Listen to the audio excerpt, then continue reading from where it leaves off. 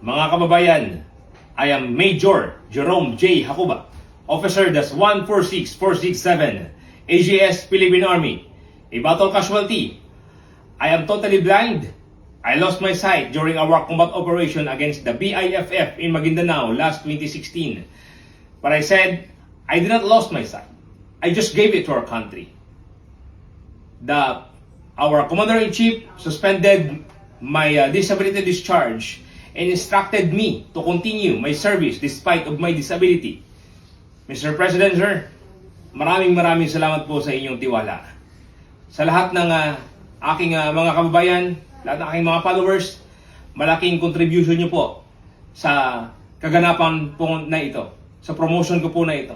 Maraming salamat po at sa abot ng aking makakaya, gagawin ko po ang aking tungkulin bilang isang inyong sundalo, bilang inyong magiging inspirasyon po na maraming tao na may madilim na sitwasyon ng kanilang buhay.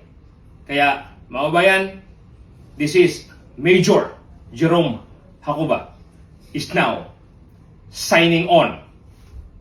Request permission to proceed, sir. Thank you, sir. Maraming salamat po. To God be the glory.